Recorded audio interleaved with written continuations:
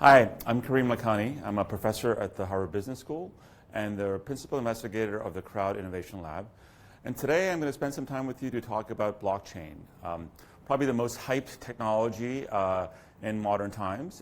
It's going to revolutionize the world, revolutionize our lives, bring democracy everywhere, and give power to the people. So there's a lot of interest and hype around this technology. And earlier in the year, myself and my colleague Marco Ianciti wrote a paper in the Harvard Business Review called The Truth About Blockchain, trying to sort of understand what this thing is, why it matters, and how it relates to the world of business. So today, I'm going to try to address 4 questions for us in terms about how blockchain works. What is it? How does it work? Why should you care? How does it apply to my business? And how do I begin? So the first thing to keep in mind about blockchain is that in many ways it's the same type of an application as email itself. All of us use email. All of us use email a lot. And in many ways, the underlying philosophy of blockchain is the same as how email works. And this is important for us to realize. So the thing about blockchain is that it's the basic element of the blockchain is a ledger, right? So imagine a ledger, right? And the ledger has a bunch of entries. Now, the thing about this ledger is that it's not just sitting in one company or with one person, but the ledger is in many, many places itself. And it's duplicated across the world. You can have as many copies of the ledger as you want. And so this is important to realize, is that the first fundamental aspect of blockchain is the ledger technology, the ledger itself. A ledger basically keeps track of transactions between parties. But instead of just one copy of the ledger existing in the world, there are many copies. As many people who want copies can get access to the various copies that exist. So that's the first thing. The second thing is that these are all connected in a peer-to-peer network. Okay? So the connections go between the peers. So there is transaction record in blockchain. Then there is a peer-to-peer connectivity amongst them. And what this does is that there's no single bottleneck that exists. That as transactions take place, the evidence of that transaction taking place is replicated across all the holders of the ledger. All right? So that's important to realize. And then finally, and thirdly, there is a notion of sort of transparency with what we call pseudonymity. There's no spell check on these boards, and so I'm sure I'm spelling this incorrectly. But the whole notion here is that just as in email, you can have Kareem@hbs.edu as your email address, or secretperson@hbs.edu, or secretperson@gmail.com as your address. Similarly, you could be pseudonymous here. You can hide your identity on the blockchain, but the transactions that take place between Kareem and secret person are actually recorded. So the transaction recording takes place, but you can remain anonymous on this setup. So this is important as well. So that's the transaction record. We have peer-to-peer components, transparency. Then there's a notion of irreversibility, which means that as transactions take place and they are committed to the ledger, it's very difficult, so I'll put that under quotations, it's very difficult to go back and change the transaction. Let's say I sent you $100 through the blockchain. And then 2 days later I changed my mind and I wanted this money back. Right? I could come back and try to refix the transactions in the ledger if the transactions were not irreversible. And so this is where some of the magic of the blockchain happens, where we do a computational proof to ensure that the transactions are locked in, so that every transaction that takes place on the ledger is a block and those blocks are locked together in a chain. So in order for you to change any one transaction up here, you'd have to go back and reverse all the other transactions as well. And it's a massive computational task. And that's why the irreversibility of the blockchain matters. And then finally, there is the fact that the blockchain is programmable, right? We can build in software logic into our transactions. Say, for instance, you are a shipper and you're shipping something from point A to point B, and when the GPS coordinates of the truck match with the location of the warehouse, right? There's a transaction that takes place based on the location of that truck arriving at the warehouse to release the money, right? You can create that kind of a programmability into the ledger technology that exists. So these 5 things help us understand how blockchain works. But in many ways, this is the same way as email works. There's no central node in emails. Our email traffic traverses the internet and finds its way to us through peer-to-peer connections. We're looking for address A to address C, and the transactions can go there and make it work. And so this is the underlying view of how the way the internet works, the way email works, the way the web works. And this is what the blockchain technology itself is doing, but it's doing now for not just communication, but for transactions, right?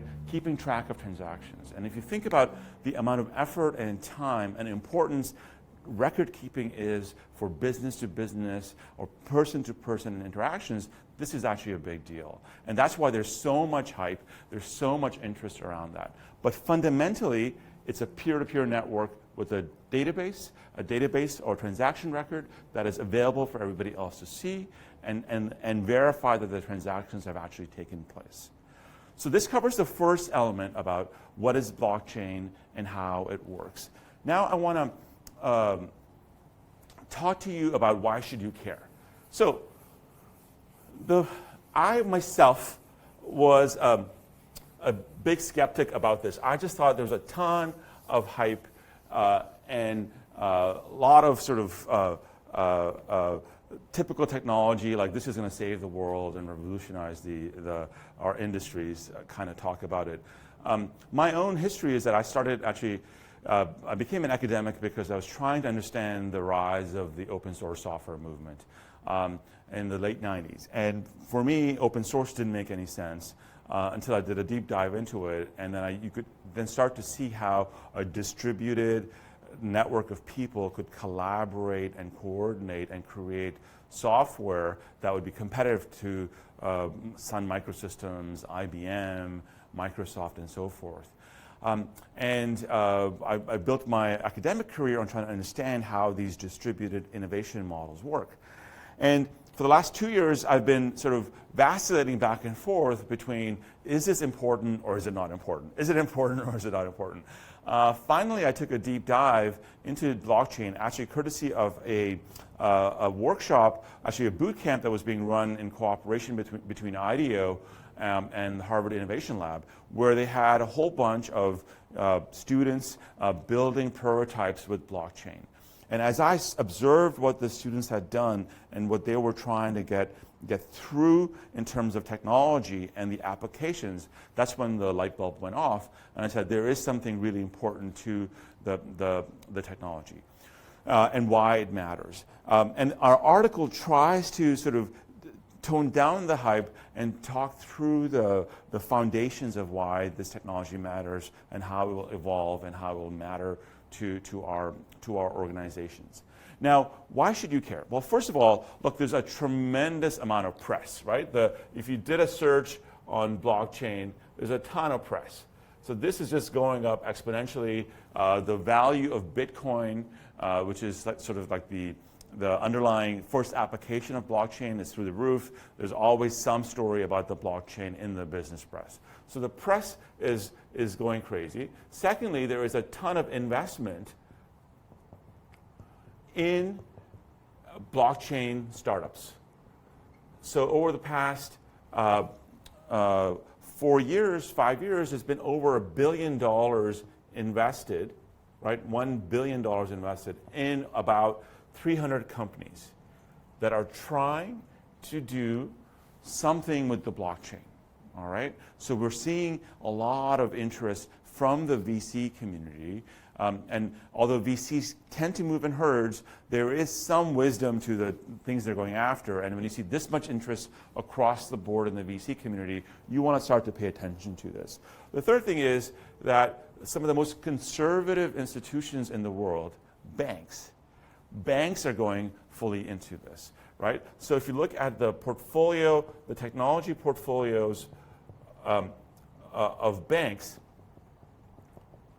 what you see is a whole range of them are now investing in blockchain in terms of operational effectiveness that they need to do and what they see as the potential for the blockchain. So this also is a leading indicator for us that the conservative institutions in our economy are now paying attention to this. And finally, what we see is a explosion of new applications, right? People are dreaming up things that we didn't think were possible before in terms of a boring technology called ledgers.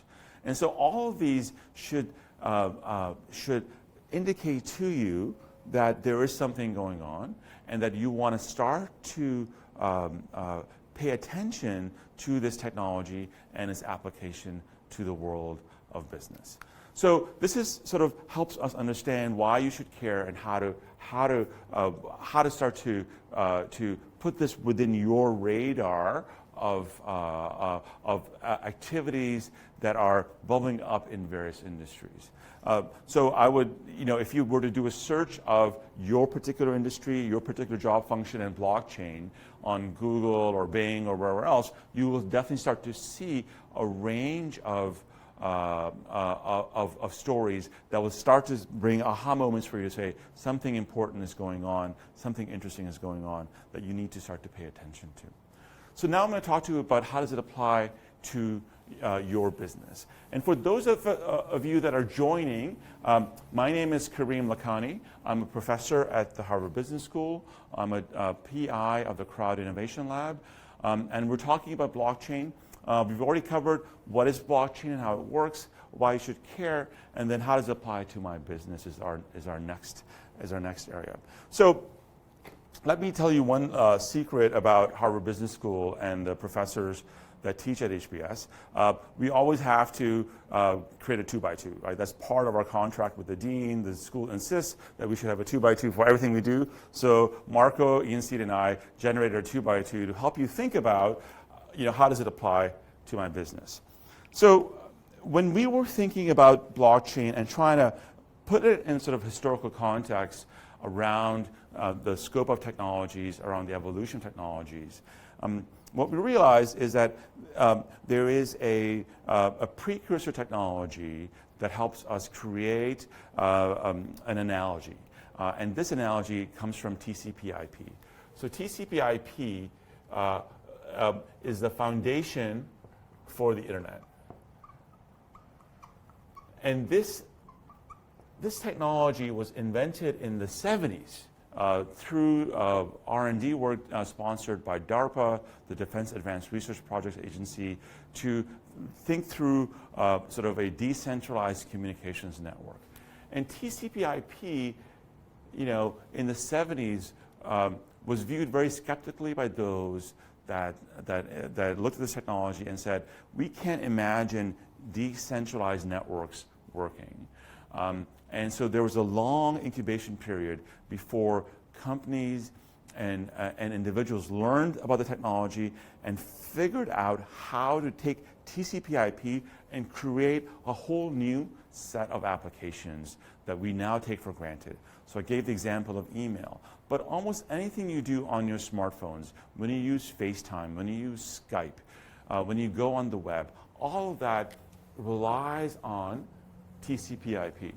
And our view is that blockchain also is a foundational technology where we're not going to imagine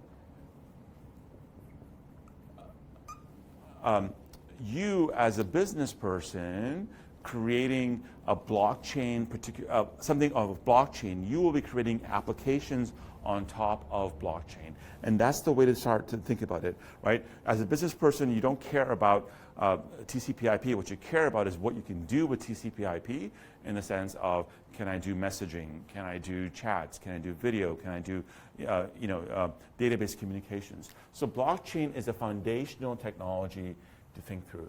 And when we start thinking about foundational technologies, there are two dimensions that you want to start to think through. The first is novelty of application. Right? How new is the application being created?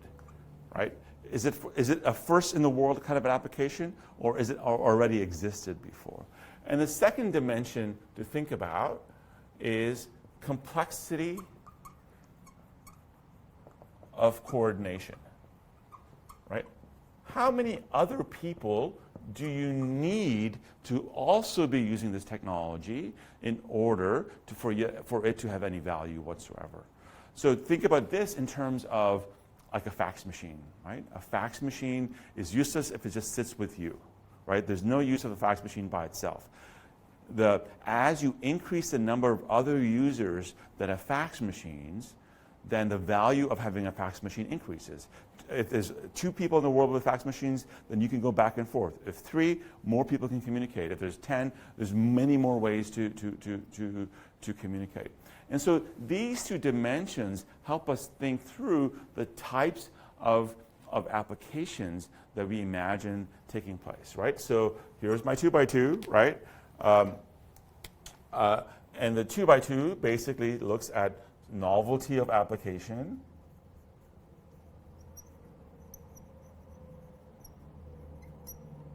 and coordination complexity. And then we can think of this as low or high, right? And low or high. Okay? And then this allows us to think through where the technology is, what the applications are, and how difficult it will be for us to get adoption of these technologies. So in this way, we can think about Bitcoin, right, as a single-use application. Right, where basically what we're doing is we're saying, I need currency, I need digital currency. I don't need that many people for me to have value in the transactions taking place. And I'm basically taking a concept of currency and then applying it all over again. So this becomes a single-use application, and this is what we see happen quite a bit, where people are solving one particularly small problem. I mean, currency is a big part of the world, but still it's a very well-defined problem that we want to solve, and that's where blockchain comes in and enables Bitcoin to come through. Then what we imagine happening is movements this way, and diagonally across, right? So when we cut across, what we see are localizations, right? Where basically what's happening is that we're trying to get some new interesting applications to take place that allow us to do things in a more efficient, effective way. And here we see a lot of the emergence of what we call private chains, where companies are getting together and saying, I just need 10 partners to coordinate. I just need 10 partners to work together. We will move our entire ledger technology, right, to each other, right? But because we trade so many times amongst ourselves, there's no need for us to have an intermediary to keep records of these things. We can just share a distributed database ourselves. So private chains are a way to solve the problem of coordination. We basically work together to coordinate and use blockchain as an underlying technology. So a lot of interest is happening here in the financial services space around private chains. Then we have what we call substitution, where basically we're going to try to come up with a real substitute for existing things that are at scale. So here we are seeing marketplaces, etc., emerge where instead of Amazon as being the bottleneck where we have to transact through, we can imagine, again, a peer-to-peer network of merchants and consumers where we are all connected on a peer-to-peer basis with each other, and we can all start to transact with each other. So instead of a centralized hub like Amazon, and then people and merchants on different sides, right, we're imagining this as a substitution. And this is also now being explored and being investigated. But you can imagine that there's a lot of work here to make this kind of a distributed marketplace take hold over the advantages of a centralized marketplace. Things like search and discovery and so forth need to be solved in the substitute marketplace aspect. And then finally, what we see are transformation. And here, in this quadrant, what's going on is we're reimagining applications. And my favorite is this world of sort of smart contracts, which I think is still far away, but there's many attempts here to run prototypes to figure out smart contracts. And the notion here is that, imagine if I have a will for myself, and currently the will is established, and then when some event happens, somebody expires, then I will, my lawyers will then do the work to make sure that all the transactions that I want in the will take place.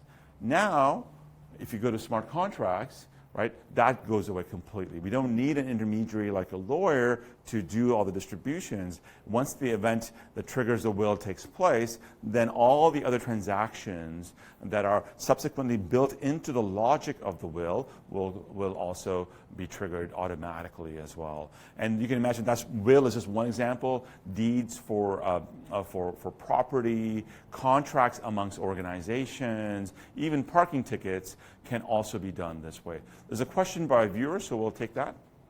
So related to what you're just talking about, Catherine is asking, will the blockchain lead to some types of jobs disappearing? Oh, yeah. Will some types of jobs disappear? I think that's a great question. And I think this is a question that we're all facing now in the world of digital technologies. And it used to be that technologies would replace blue-collar workers. And now we're in a world of technologies potentially impacting white-collar workers as well as pink-collar workers. My sense is that the intermediary jobs will be at risk in the sense of just think through the amount of effort that organizations place on recording transactions, on validating transactions. Just think how big large accounting companies are, right, that go through our books to validate our books, right? Massive organizations, massive revenue for those organizations. And so there is worry that, in fact, those types of jobs might get automated away, might no longer be needed to that same scale. But the way to think about that is that then actually releases funds in the economy for other more high-value jobs in the marketplace. And so that becomes a key element for both workers that may be in these positions that are at risk, but also for companies and for governments to think through how the transitions will be handled once these technologies start to take over. You know, a related example is if you think about messaging, right? You think about SMS messaging versus messaging on Facebook or WhatsApp. The infrastructure required to support SMS messaging requires many more people than what WhatsApp had, you know, when it had 500 million or 1 billion people now on their platform. And so there is now a question about substitution. The digital native technologies require less labor than the existing older technologies, and we'll have to learn how to figure out what to do about these transitions going through.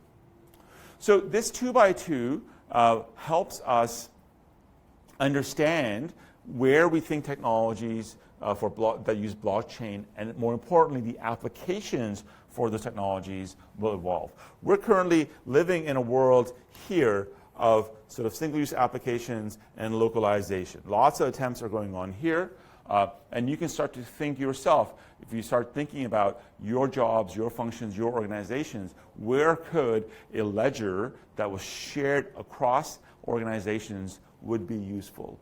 And then there's now early work being done in these two quadrants to think through substitution and smart contracts and other transformative applications. But we're still in the early days for that. And you can imagine, just in the world of smart contracts, like, how will we verify the computational logic of those smart contracts? You think about sort of bugs now in databases, bugs now in software, right? Or the disasters that happened 2 weeks ago when British Airways, somebody pulled a power plug and the entire British Airways network collapsed. Those things will become even more important. Secondly, our lawyers will have to become coders. Right? They will actually have to understand what it is that is underlying this, and same with our legal system and our accounting system to figure out how smart contracts will work. There's another question from the audience. So we're getting a couple of questions about how secure is blockchain technology. Stephen wants to know, what's your opinion of blockchain's vulnerability to DDoS type of attacks? Great. So the question is about security. And I think, look, we will forever be living in the shadow of cybersecurity moving forward. If you want job security, you should go to the security industry and build up skills in that space. So the technology for blockchain itself uses cryptographic and computational puzzles to ensure that the blocks in the blockchain, so think of, again, of the transactions that are happening on a ledger, right? That these transactions are linked together by the chain. This is the blockchain aspect. That these transactions are locked forever in the blockchain itself. Now, that doesn't mean that if somebody with a super computational power couldn't come in and try to hack this and make it and reverse some transactions. But that will require an inordinate amount of computational power that potentially maybe even state actors may not be able to muster to unwind the transactions that have taken place on the blockchain. So that's the first thing. The second thing is that at the present time, the speed of by which a transaction clears takes time. Right? It takes more time than how a credit card network works. And so we're seeing the evolution of the technology. I'm going to give it time for it to work. But the question about distributed denial of service attacks means that, could it be the case that if we were attacking, all the nodes on the blockchain, would that work? Now, the whole notion of blockchain is that there's no centralized node, so you wouldn't be able to block the blockchain from taking place. You might attack at certain nodes, but other nodes may come in. But we're still, again, in the early days of blockchain implementation, and I think security is going to be a big area for us to go after. So look, we've covered how does it apply to my business, how to think about the ways in which the evolution of the applications of blockchain are going to evolve. And again, I want to emphasize to you that don't think about the technology, think about the application. For all of us in the business world, this is where the action is going to be. Finally, I want to go to where should you begin? But before I do that, there's a question from the audience.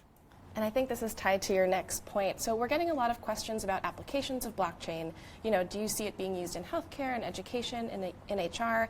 But Rajashri wants to know, what is the strategy an organization can follow to become an early adopter of blockchain technology? How do I know if my business should investigate it? That's a great question. So let me, I'm just going to erase this. and let's talk about where to begin and how to begin. So in many ways, all organizations keep records and keep track of transactions taking place between people to people, business to businesses, businesses to people, machines to machines, businesses to machines. And so the place to look for is record keeping, right?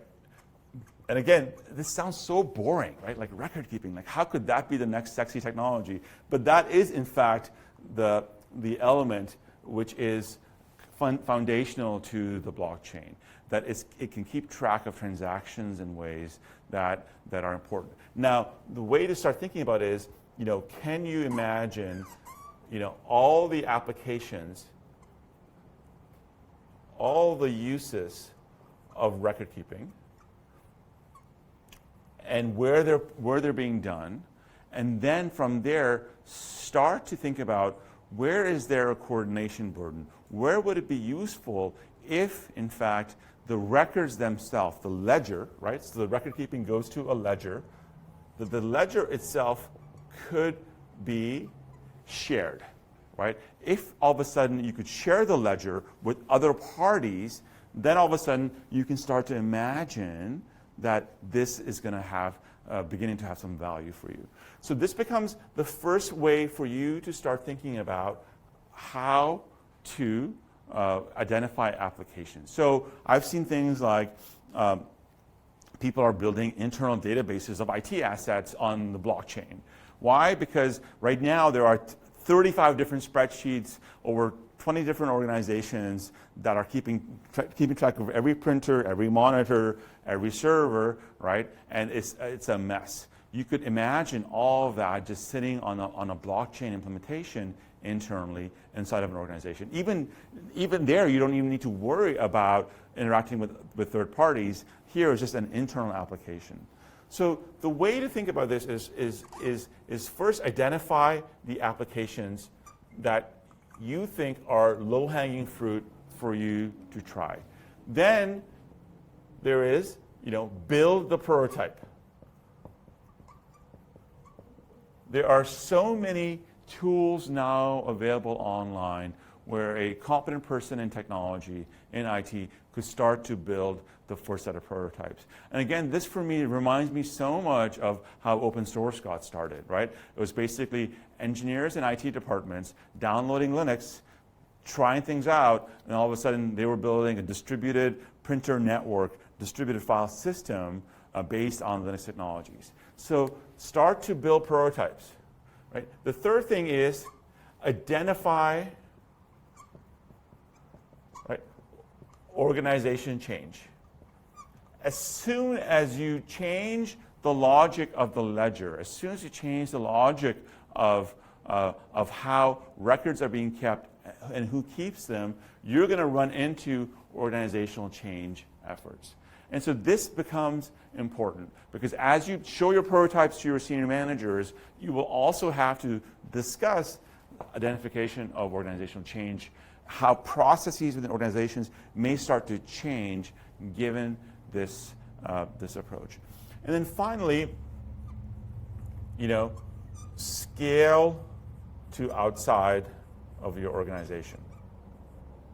Because I really think that this is where the real benefits of blockchain will come. When you can take this notion of the ledger and apply it as an open ledger available to important parties in your ecosystem, that you can start to build trust with each other by having a shared open ledger system take place. Now, that doesn't mean you're going to be out in the public internet, right?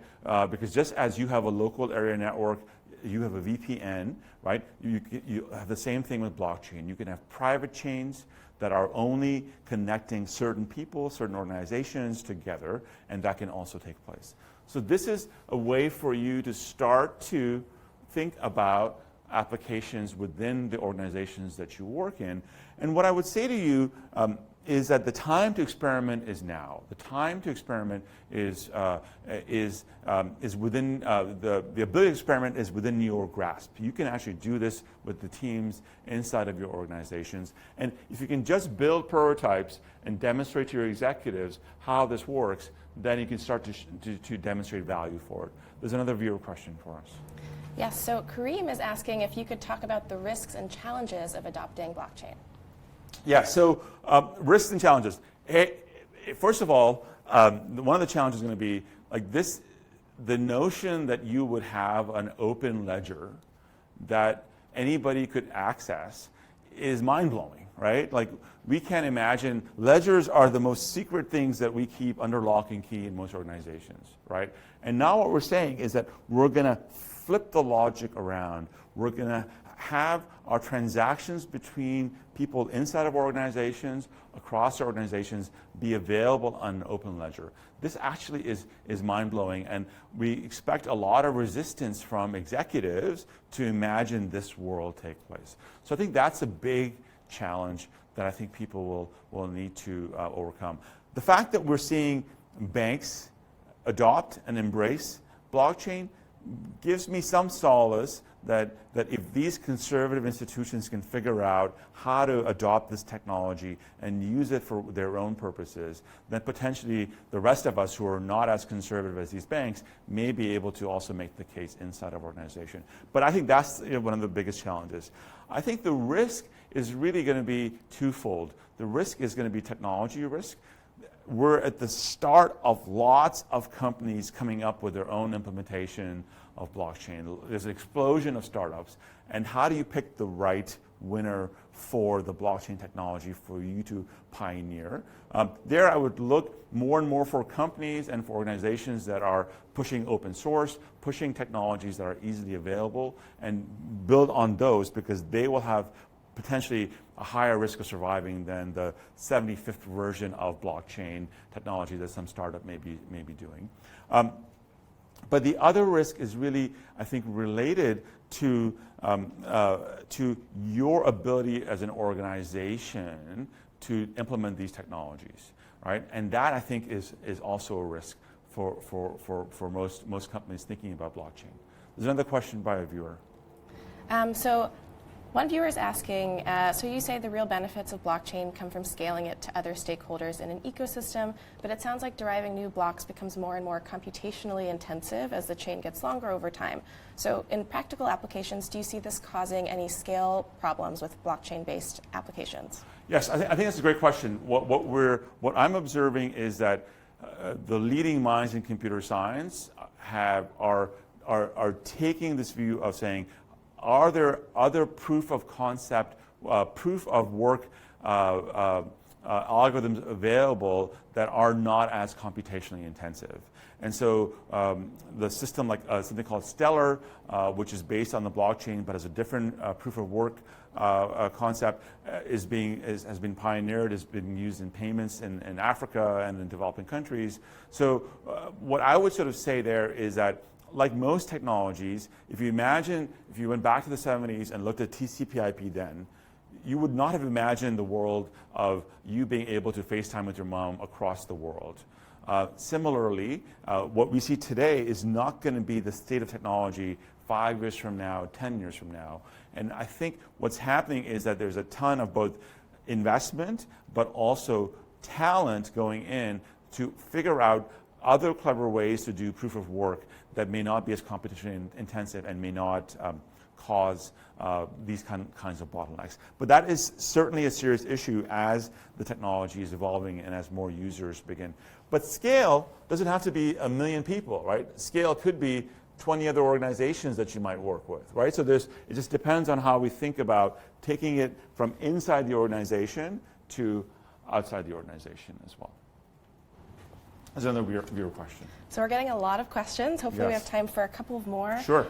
So this one is from Walt, and he said, you talked about how this is the time to be experimenting with finding potential applications of this technology, but where's the opportunity for blockchain entrepreneurs and enthusiasts right now? Oh, great question. So look, this is, there's a gold rush for blockchain, and the people that get rich are the ones that can build the tools. So again, if you think about the world of TCP/IP, another foundational technology. The initial set of places where people and entrepreneurs made a massive impact was in building tools. So the Ciscos of the world, the Novels of the world, even the Microsofts of the world started to build tools. So tool building is going to be a big place, I think, in the present time, where helping organizations derive the benefit of blockchain applications is where I think things are going to matter. I do think that there's also the potential for the transformative applications that we talked about in the 2x2, and also the sort of the substitution applications that we talked about as being relevant and important, but those are going to be high variance, high risk. But that's entrepreneurship, right? You want to go out there and make a bet and see if it works. If you think about Amazon, right? Amazon started in the late 90s, right? There were lots of other marketplaces as well, and Amazon survived, but there was an early bet by Bezos, and he was a clever entrepreneur that made it work, substituted the face-to-face retail store to an e-commerce site. And you know, I wish I'd bought Amazon stock when I was buying books from Amazon in the late 90s.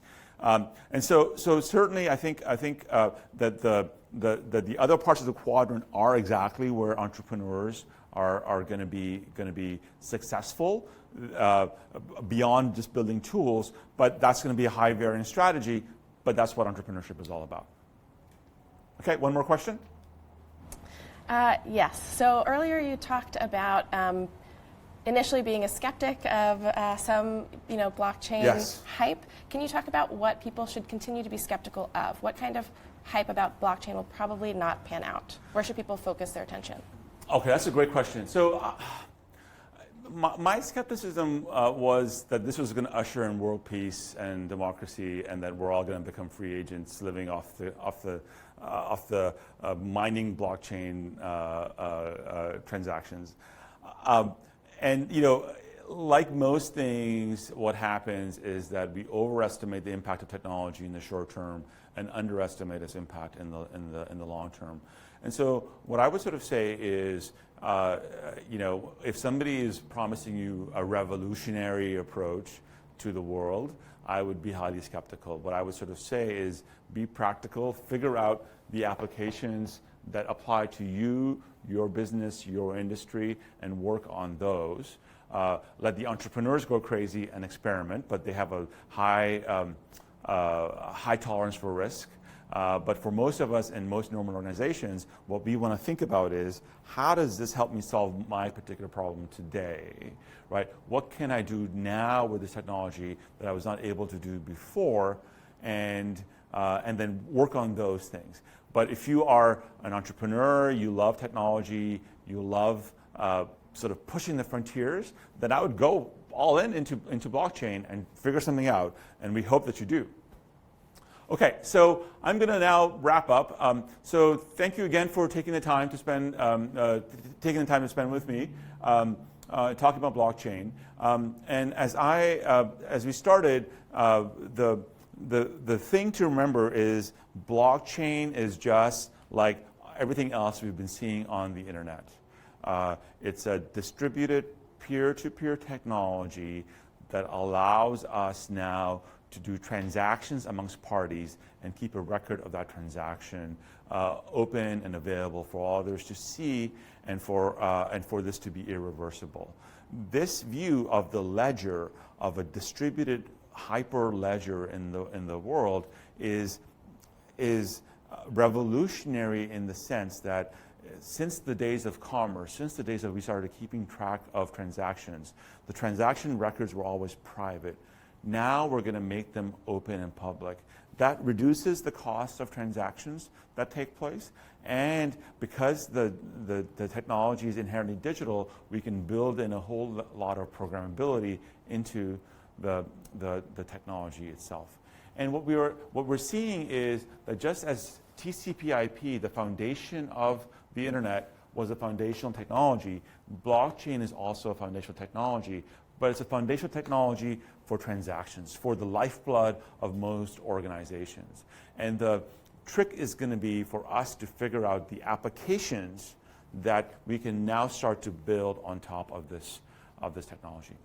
Thanks very much, and look forward to seeing you online somewhere. Bye-bye.